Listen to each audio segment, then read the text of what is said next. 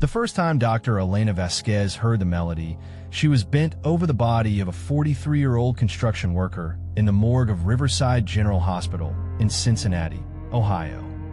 The fluorescent lights hummed their usual electric dirge, and the air conditioning whispered through the vents like shallow breathing.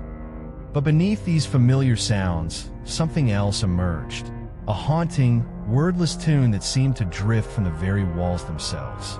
Elena straightened, scalpel suspended in her gloved hand, and listened. The melody was beautiful in the way that only truly sorrowful music could be, each note cascading into the next like tears falling into still water. She had been a forensic pathologist for 12 years, and the morgue had never produced anything but the sounds of her own work and the building's mechanical systems. "Did you hear that?" She called Marcus Chun, the night security guard who had been making his rounds through the basement level.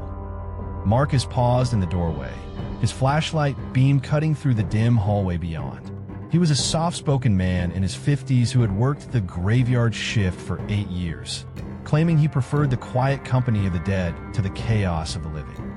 His wife had passed 3 years earlier, and the solitude of night watch suited his grief. "Hear what, Doc?" The melody had stopped. Elena set down her instruments and pulled back from the examination table. The construction worker's face was peaceful now, finally free from the pain that had racked his final days after the scaffolding collapse. "Never mind. Must be tired." But 3 nights later, as she performed the autopsy on a teenage girl who had died in a car accident, the song returned. This time it was clearer, more distinct, as if someone were humming just outside the range of vision. Elena's hands trembled slightly as she made her incision, the melody seeming to guide the rhythm of her work. The tune carried a weight of infinite sadness, yet there was something almost comforting about it, like a lullaby sung by a grieving mother to a child who would never wake. When Marcus appeared for his midnight security check, Elena was ready for him. "Marcus, please. Just stand here for a moment and listen." He stepped into the morgue, his footsteps echoing off the tile floor. The melody rose again, soft and ethereal, floating through the air like smoke. This time Marcus heard it too.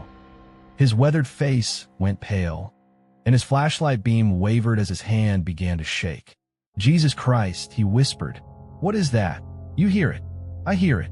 His voice carried a tremor Elena had never detected before. "Where's it coming from?" "Sounds like my grandmother used to hum when she was cooking." "But that's impossible. She's been dead 20 years. They stood in silence, following the melody as it seemed to move around the room, sometimes emanating from near the bodies, sometimes from the walls themselves. It lasted nearly 5 minutes before fading away, leaving them in a familiar hum of machinery and the weight of profound silence. Over the following weeks, Elena began documenting every occurrence. The song appeared only during her late-night shifts, always when she was working on a body, and always when Marcus was making his rounds. It never repeated the same tune twice, yet each melody shared the same heartbreaking quality, the same sense of infinite longing and loss. She discovered a disturbing pattern. The melodies only occurred when she was examining bodies of people who had died alone, without family present in their final moments.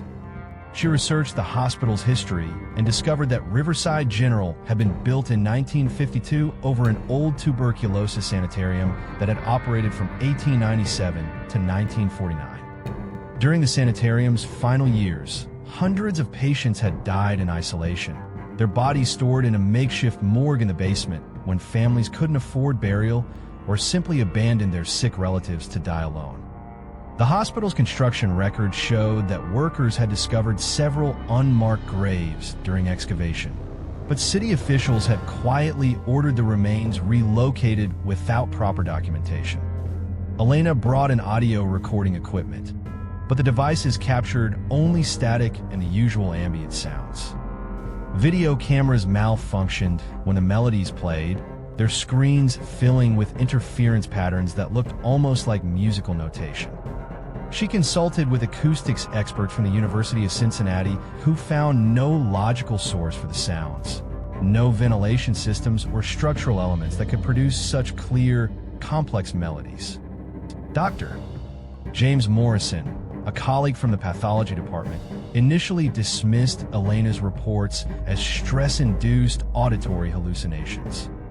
But when he volunteered to observe during one of her night shifts, he too heard the ethereal music. "It's impossible," he whispered as a particularly haunting tune filled the morgue air around the body of an elderly homeless woman. "But I'm hearing it. It sounds like a choir singing somewhere far away." Marcus began experiencing the phenomena outside of Elena's presence. During his security rounds, he would hear the melodies drifting from empty patient rooms, operating theaters after hours, in the hospital chapel when no services were being held. The tunes seemed to follow him through the corridors, always just at the edge of audibility, always carrying that same profound sadness that made his chest ache with memories of his own losses. "I think they're trying to tell us something," Marcus confided to Elena during one particularly active night when 3 different melodies had played over the span of 2 hours. "My grandmother, she used to say that music was the language of souls. So that when people passed on, sometimes they left pieces of themselves behind in the songs they loved." Elena had documented 17 different melodies over 6 weeks when the phenomenon suddenly intensified. The songs began occurring multiple times per night, and other staff members started reporting similar experiences. Night nurses heard lullabies in the pediatric ward where no children were present. Orderlies cleaning the surgical floors described hearing hymns echoing from empty operating rooms.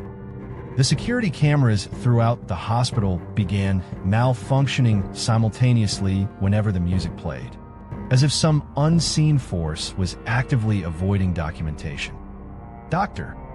Margaret Kellison, the hospital's chief administrator, initially threatened disciplinary action against staff members who reported the incidents, dismissing them as collective hysteria. But when she herself heard a funeral dirge playing in her office at 3 a.m. during a late-night budget session, her skepticism crumbled. The melody was so clear and mournful that she found herself weeping at her desk, overcome by a grief she couldn't explain. The breakthrough came when Elena discovered the connection between the melodies and the deceased. Each song corresponded to music that had held special significance for the bodies in her care. Funeral hymns, wedding songs, childhood lullabies, pieces that family members later confirmed had been important to their loved ones. The homeless woman had been a church organist in her youth. The construction worker had proposed to his wife to the tune that Elena heard during his autopsy. The teenage accident victim had hummed the melody Elena documented while getting ready for school on her final morning. But the most disturbing discovery came when Elena realized that the music was providing information she couldn't have known. The melodies revealed details about the deceased that weren't in their medical records or police reports. Songs that spoke to hidden loves, secret fears, final thoughts that no living person could have known. It was as if the dead were using music to share the most intimate details of their lives. Their hopes and regrets carried on notes that only Elena and Marcus could hear. The phenomenon reached its crescendo on a rainy Thursday night in November. Elena was examining the body of a young mother who had died in a house fire, trying to save her children when the morgue suddenly filled with the most beautiful and heartbreaking melody she had ever heard. It wasn't a single tune, but a complex harmony of voices, as if every soul who had ever passed through those walls was joining together in one final song. Marcus came running from the security office, tears streaming down his face. "Do you hear them all?" he asked, his voice breaking. "They're all singing together." The harmony lasted for nearly 10 minutes, rising and falling like waves of pure emotion. Elena found herself understanding without words that this was a farewell. The collected spirits who had been reaching out through music were finally ready to move on, having found someone who could hear their voices and acknowledge their existence. As the last notes faded away, Elena felt a profound shift in the atmosphere. The morgue, which had always carried an undercurrent of sadness despite her professional detachment, suddenly felt peaceful. The air itself seemed lighter, as if a terrible weight had been lifted from the very foundations of it. In the weeks that followed, the mysterious melodies ceased entirely. The hospital's security cameras returned to normal function, and the staff stopped reporting unexplained phenomena.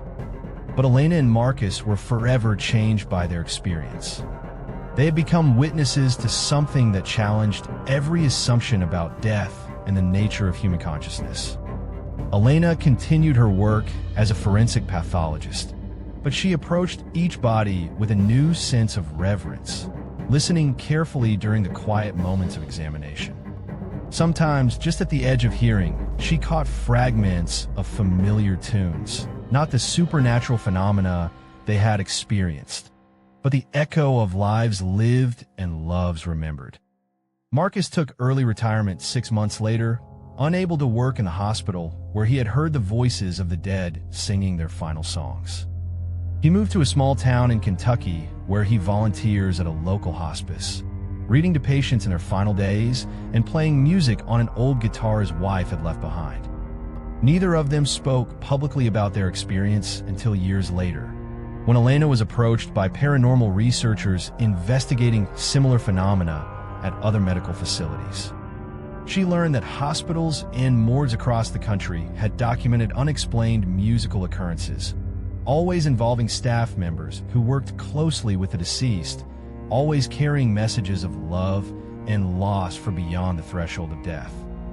The song Only the Dead Could Hear had found its audience in those who served the departed, a final gift of beauty in places dedicated to endings. And in the silence that followed, Elena and Marcus carried the melodies, haunted not by fear, but by the profound understanding that death is not the end of all music, only the beginning of a different song.